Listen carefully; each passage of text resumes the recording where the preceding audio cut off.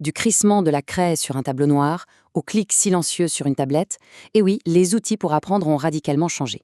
Mais est-ce qu'on a bien mesuré à quel point cette évolution a transformé notre manière d'enseigner et surtout d'apprendre? On va voir ensemble pourquoi aujourd'hui un bon design peut absolument tout changer. Allez, c'est parti. Pendant longtemps, on a vu l'enseignement comme un simple triangle. D'un côté, un prof, de l'autre, un élève, et au-dessus, le savoir. Ça paraît logique, non?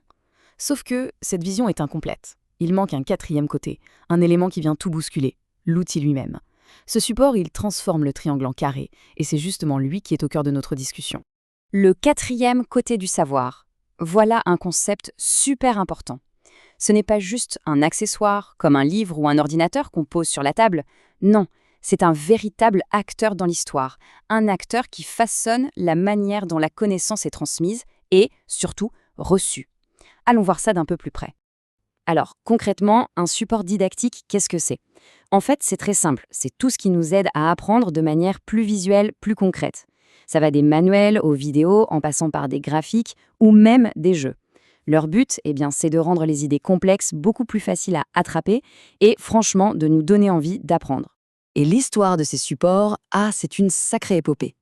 Pour bien la comprendre, on va faire un petit retour en arrière, aux origines de l'outil qui a défini la salle de classe pendant des décennies. Cette citation, elle est incroyable parce qu'elle nous fait réaliser un truc. Le tableau noir, ça a été une révolution. Il faut imaginer qu'avant son invention, au tout début des années 1800, enseigner, c'était surtout une affaire de parole. Et c'est un Écossais, James Pillans, qui a été l'un des premiers à voir qu'une simple ardoise au mur pouvait captiver ses élèves comme jamais. D'un seul coup, on pouvait dessiner, expliquer, corriger pour toute la classe en même temps. Un vrai game changer, comme on dit. Et après le tableau noir, tout s'accélère. Regardez un peu cette chronologie. Dans les années 60, hop, le son débarque avec les vinyles et les cassettes.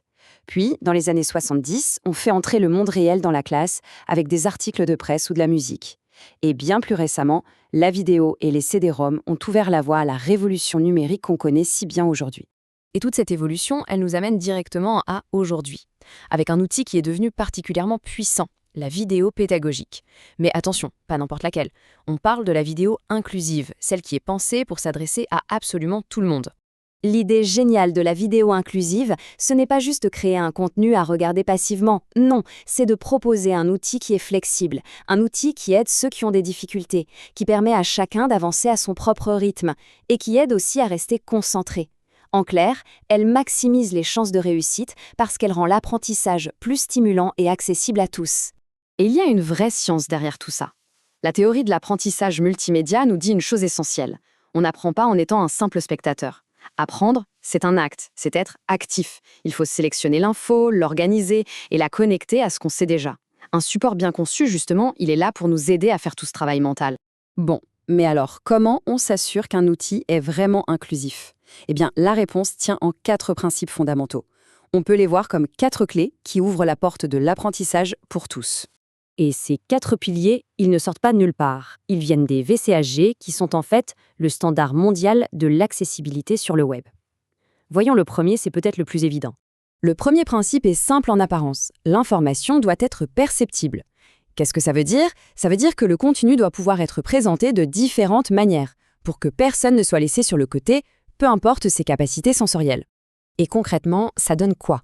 Ça donne des sous-titres pour une personne malentendante, une description audio de ce qui se passe à l'écran pour une personne malvoyante, ou tout simplement s'assurer que les couleurs sont assez contrastées pour que tout le monde puisse lire. Chaque petit détail compte. Passons au deuxième principe, l'utilisabilité. C'est bien beau de voir un bouton, mais si on ne peut pas cliquer dessus, ça ne sert pas à grand-chose.